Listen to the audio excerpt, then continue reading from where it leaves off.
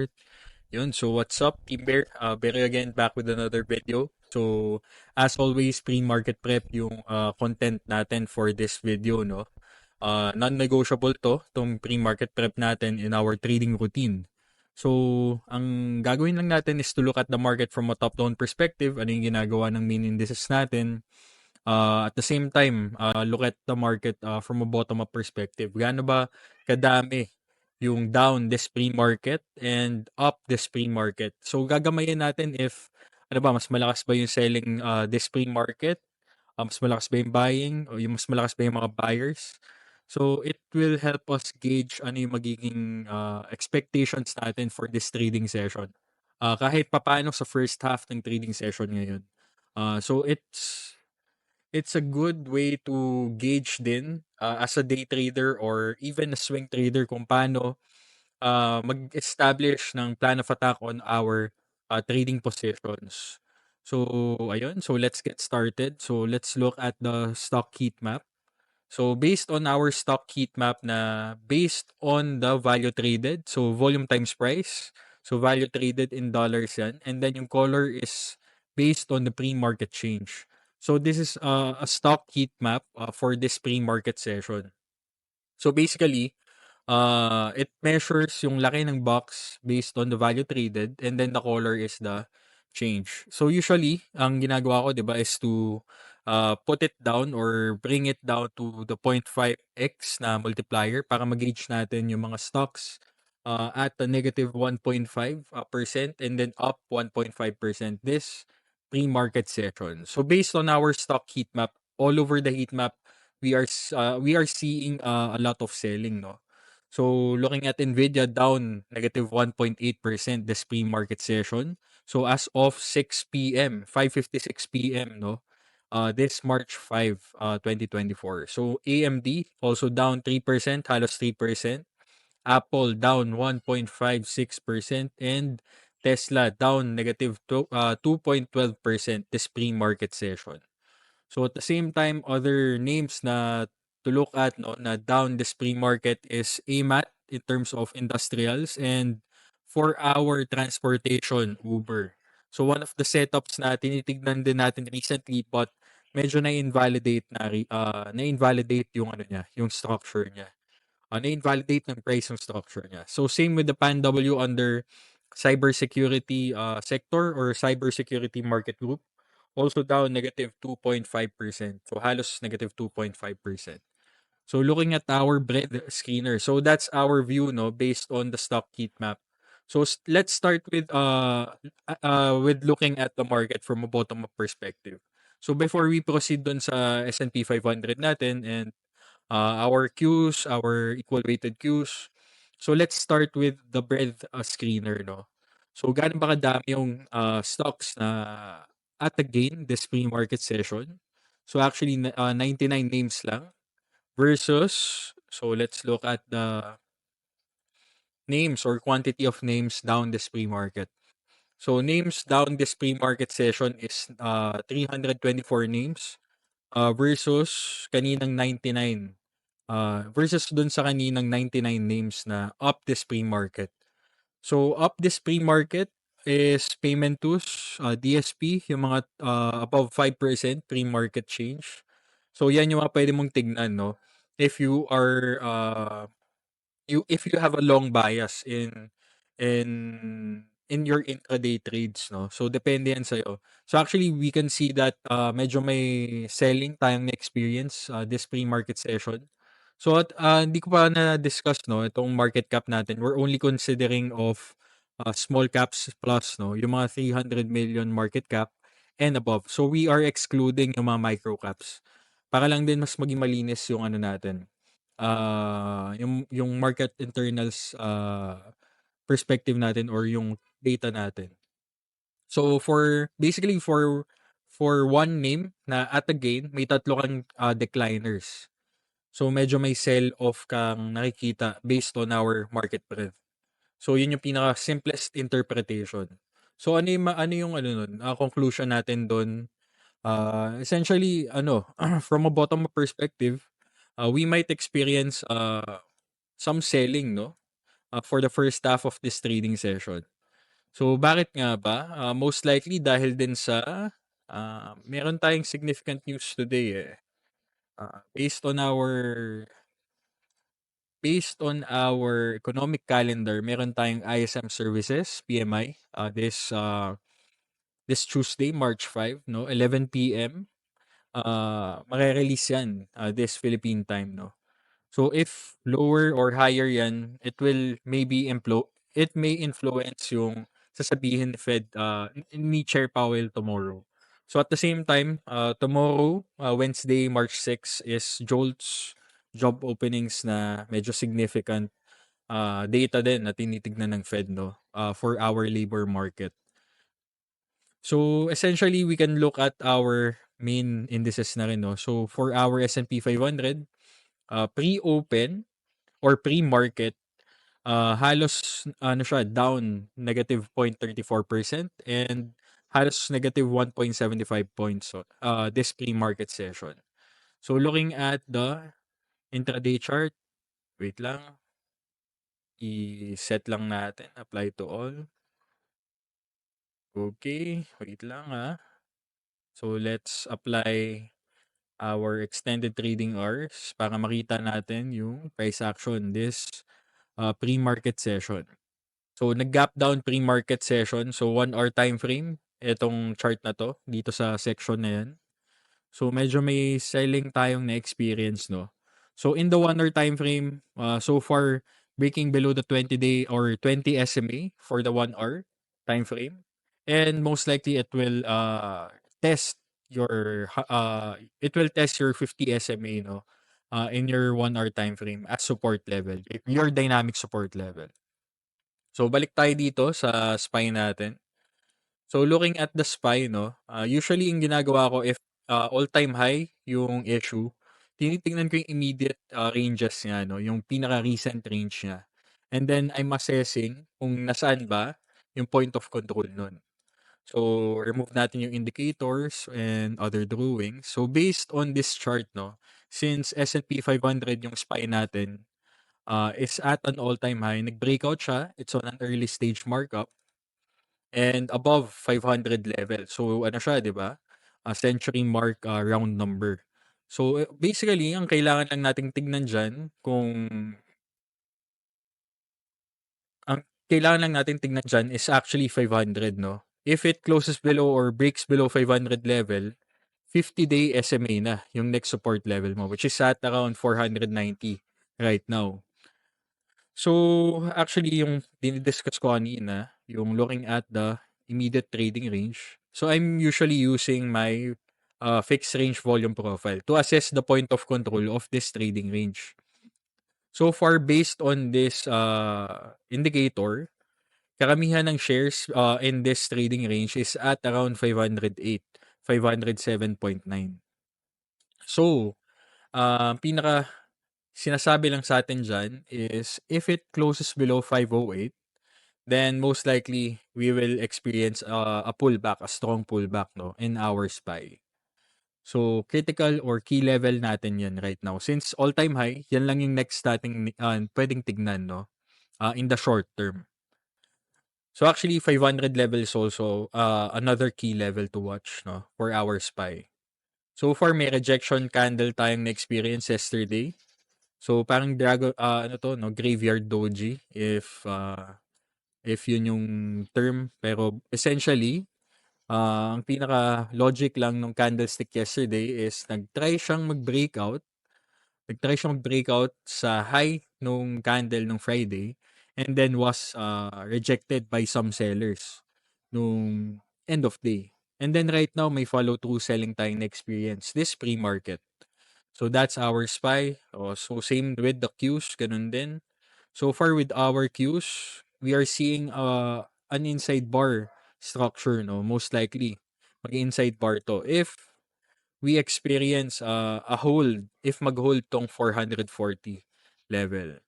So far, ito yung immediate trading range niya. Also, at an all-time high tong Qs natin and on an early stage markup phase. So, usually, ang ginagawa ko, I'm usually using this, ayun nga, yung fixed range volume profile. So, if it closes if our Qs close below 440, then it will experience a high probability pullback toward your 50-day SMA for our Qs. So key level tong 440. Ito yung point of control mo. So ang pinakasimpleng explanation lang yan is yung trading range na yan, karamihan ng shares is congested or naiipon dito sa 440. So let's say price closes below 440. So syempre ano yung mangyayari doon?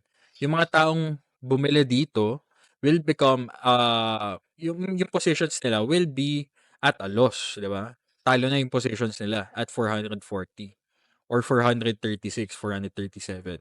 So ano yung magiging resulta nun? Most likely they will sell at break even. Syempre at a gain na sila, hayaan pa ba nilang maging loss yun? At the same time, if it proceeds to close below 434, syempre, masa-stop out na sila. Hence, more selling. So, magkaka-snowball effect in selling.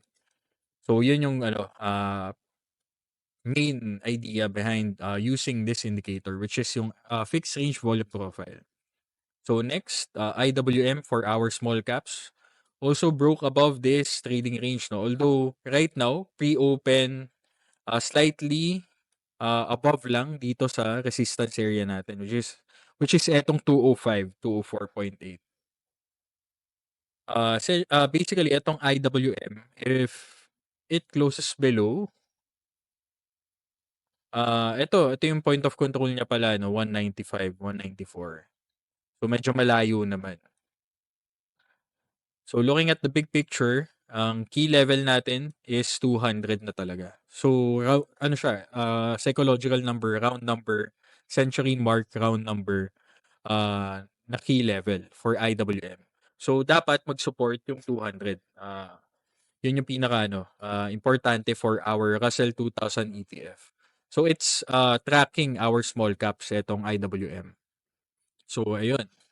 Our MDY, our mid caps, also printing new all-time highs. Actually yesterday, nag-breakout dito sa major swing high noong 2021. And right now, pre-market actually no trades pa, no? Wala pa siyang pre-market data for our MDY. So, eto, tinatrack niya yung mga mid-caps, to. So, top-down perspective, based on our main indices, slightly bearish, no, for our trading session this Tuesday, March 5, 2024. So, 6 p.m. ngayon, 6:07 p.m. So, bakit nagkakaroon ng selling? Most likely dahil dito sa may mga nagdidirisk ka na institutions or traders for this ISM Services PMI. At the same time, yung Chair Pao testimony, mga Fed speaks tomorrow and on Thursday. So, baka nag-risk off muna sila. Baka kasi maging hawkish yung remarks ni Chair Pao, and then, ayun, it will produce further selling. So that's our feel on the market. Ano yung bakit siya nagkakaroon ng sell-off right now. May another thing may another thing din tayong need to be aware of. So AMD closing or opening below 200 level. So medyo pangit 'yun. Bakit ba nagkakaroon ng sell-off in our AMD? So bakit nga ba? Dahil dito sa recent news na na-release. Wait lang i-open up ko lang to. So, etong tweet ni Boss Stock Market News. So, sabi niya, na looks like meron tayong trade war, or chip war against China. So, medyo bad news siya for AMD, etong news na yan. And for our semicon names. So, isa yun sa mga current risk events na nagmamanifest right now for AMD, which is yung trade war with regards to chips with China. So, that's AMD. Kaya rin nagkaroon ng sell-off right now. So, etong AMD, meron ako niyan at around 180. Kahapon nag-add ako. So, medyo alanganin yung add ko actually yesterday. So, yung mga average price ko nasa around 190. 190 na, tama, yun. 195. 195 yung average price ko with AMD. And in my portfolio, nasa halos 15% for my swing portfolio itong AMD. So next stock na hawak ko is food. So actually hindi muna tayo mag-proceed dito sa open positions. Dito muna tayo sa market internals, no. So ayun nga, advanced decline based on our stock heat map and our market scanner. Mas madaming sellers right now, no. So ano yung magiging plan of attack ko for today, no.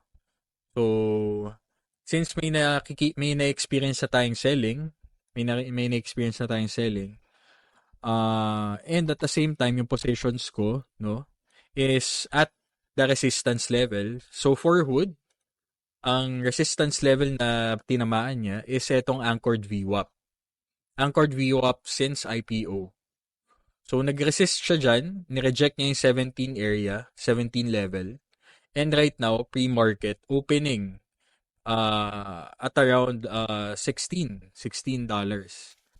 So, if ganyan, so nabili ko to dito at around 13, 14 area. And average price ko is at, saan ba yun? 14.40.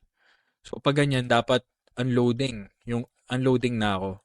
Since na-hit na rin yung trail stop ko, ang pinaka time frame ko for hood in trading this name is the 15-minute time frame. So, ang sa akin, itong base na yan, if hindi yan mag-hold, baka doon, alanganin na tong stock na to. Dapat mag-take profit na ako.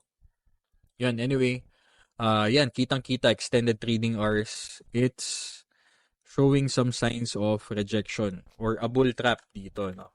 So, ito yung base mo, 15-minute base mo, na-hold yung 16, and then nag-breakout, tinira yung 17, yung anchored VWAP sa daily time frame. And then right now, closing below this resistance na itong base na yan, sa 15-minute base na yan. So that's a sign of bearishness, no, for hood. Baka mag-proceed na rin for further selling itong hood based on what I am seeing right now. At the same time, it's also overextended. So looking at your 50-day SMA relative to your current price, if iaano mo siya, if i-measure mo siya, halos 30% yung layo ng 50-day SMA versus your current price.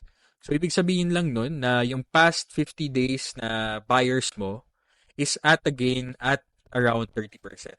So ano yung magiging effect nun? Diba? Ano yung magiging effect nun? So yung mga intermediate buyers mo or intermediate long position traders mo, since they are at a gain at around 30%, ano yung magiging reaction nila? High probability they will sell at a profit. At the same time, your anchored VWAP, since IPO level, is now serving as your resistance area. So that's a strong sign of rejection. Price rejection sa 17. And upcoming pullback, no, for this name. That's a sign for an upcoming pullback or possibly a base formation dito sa 1560 papuntang 17 area. So for me, since my objective in this trade is a swing trade, right now dapat selling na ako. So later, around 6:30, no. So usually kasi when I am selling during pre-market or closing or unloading some position in the pre-market, usually I'm waiting for an hour and a half at the open or after pre-market open. So yung pre-market open or pre-market session open is at around 5 p.m. dito sa Philippines, no. So 6:30 yung 1 hour and a half. So ginagamay ko pa ano yung magiging reaction talaga ng market and move ng market.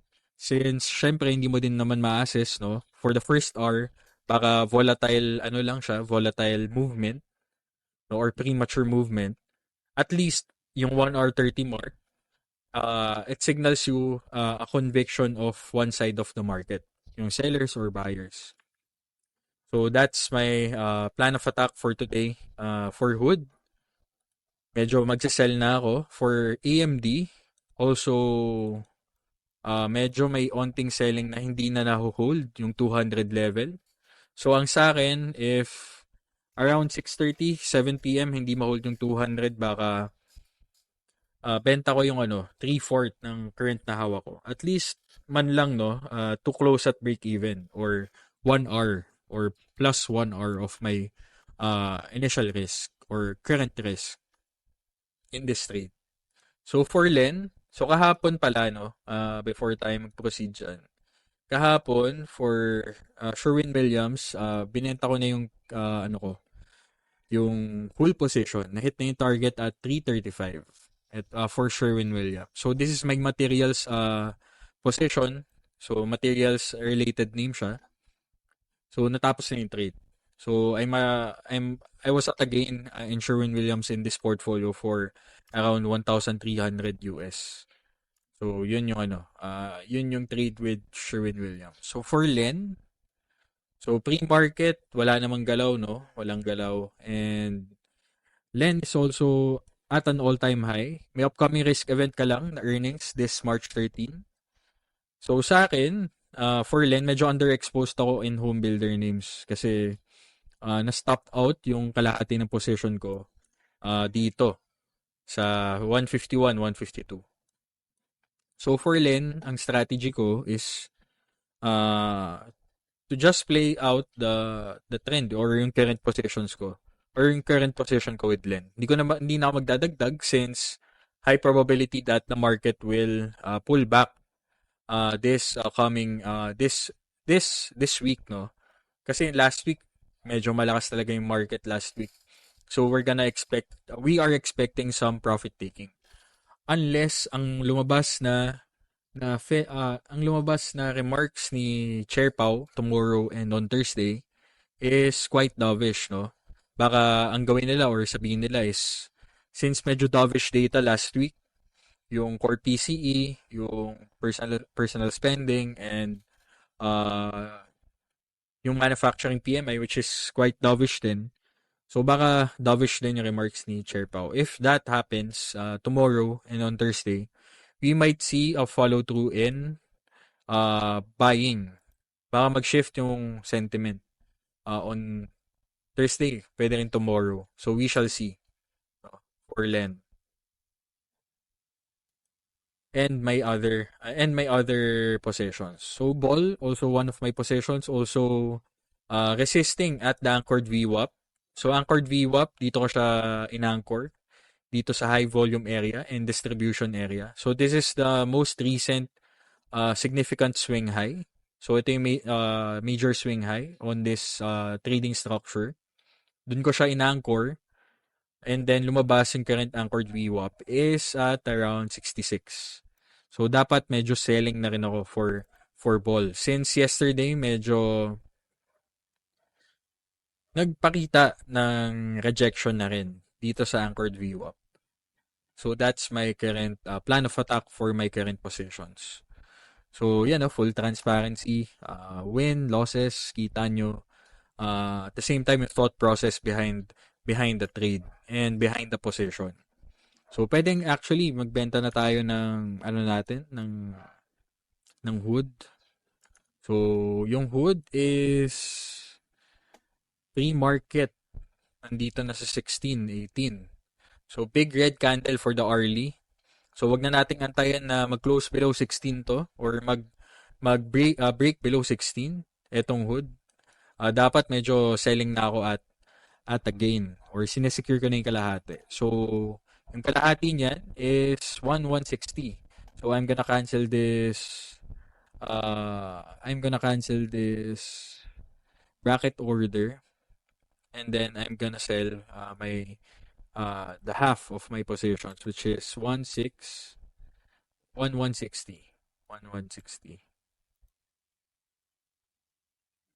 So during pre-market no, para lang din aware lahat, hindi ka pwedeng mag-market order. Limit order lang. So need mo ding i-toggle yung fill outside RTH. And you need to look at the bid-ask. So right now 16.13 yung current price, no, for our pre-market in this pre-market session for hood. So may actual bid na 27. So mababangga ko 'yan if I'm gonna sell at 16.13.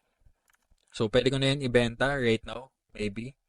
So sell, double check everything, 1160 GTC, fill outside RTH, and then yan, click submit, then override, then transmit.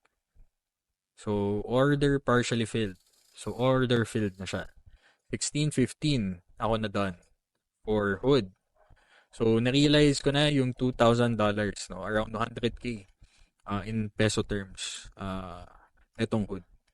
Yun. So for AMD, maybe I'm gonna gauge yung next hour for AMD.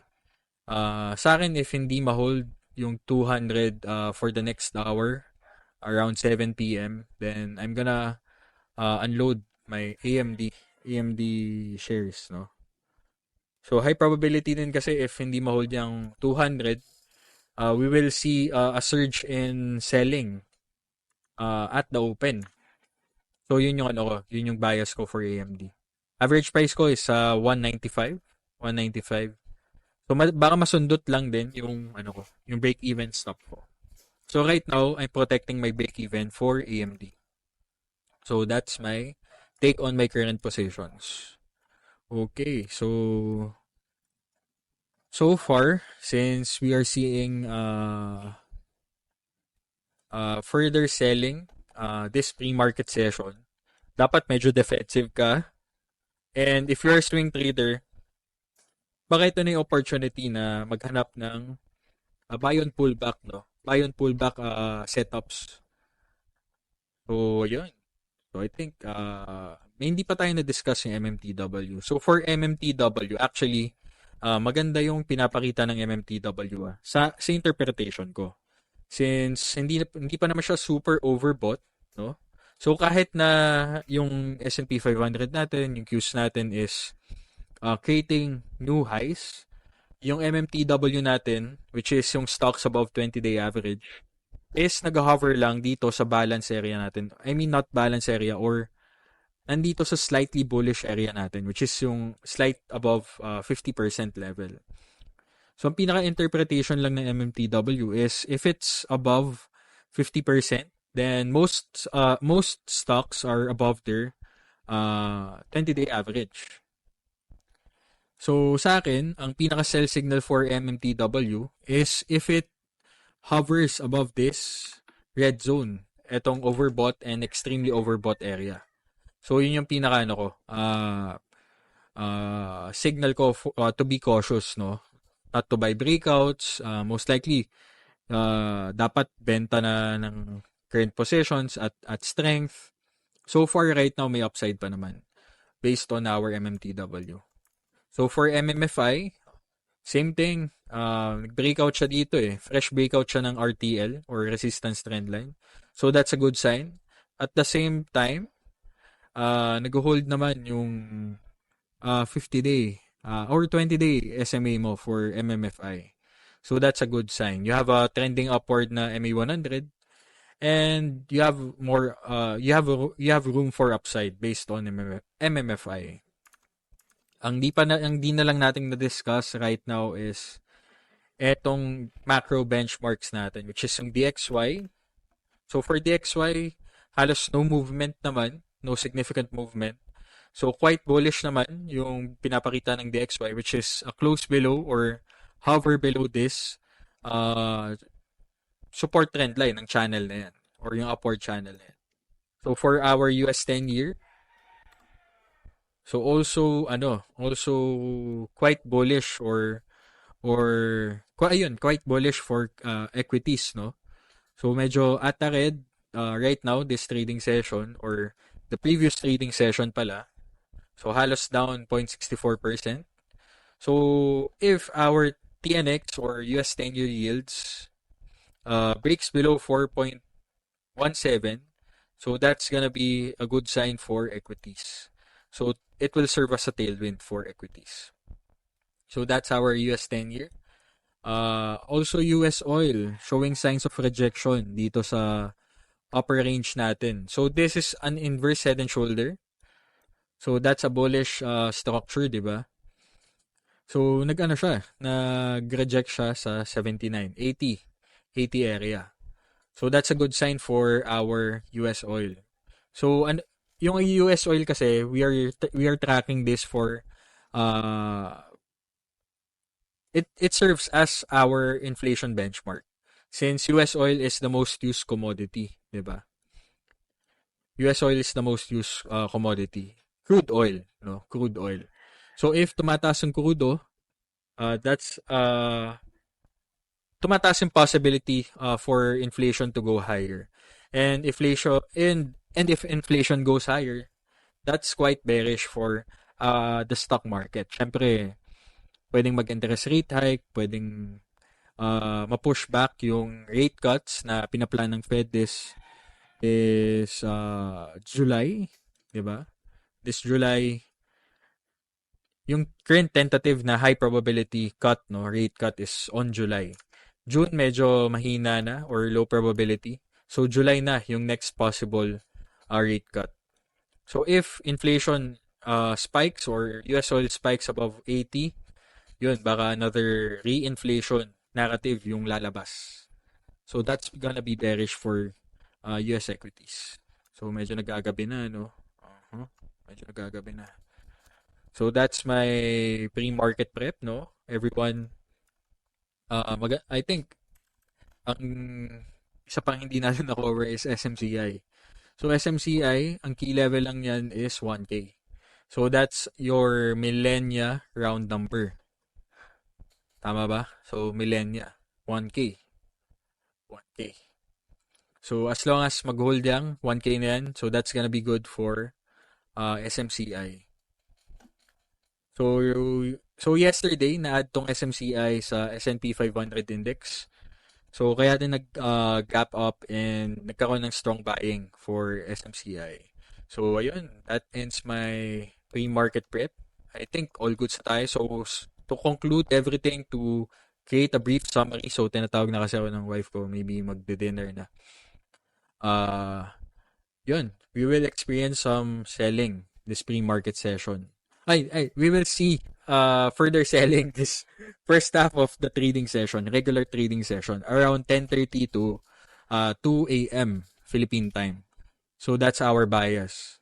So if may swing positions ka or you're a swing trader, may positions ka, and nandun ka na sa target areas mo, maybe it's the time to sell your positions at a profit, which is yung ginagawa ko right now. Since majority of my portfolio is on my swing portfolio. If you're a day trader, you can take advantage of this market pullback. Pwede ka mag-long sa SQQQ if you're gonna trade an inverse ETF ng Qs natin. So SQQQ. So inverse ETF yan. So you can go long. High probability that it will go up and test this 10-day SMA. So TQQQ is quite bearish. Pwede mo din naman yung i-short, no? For if you're a day trader. So that's it. Yun yung diskarte natin for this trading session, no? I think all prep na tayo. I hope everyone learned something today, and I hope nakapagbigay tayo ng value for this recorded trading pre-market prep. Yun, so that's it. Ingat kayo, God bless, and goodbye.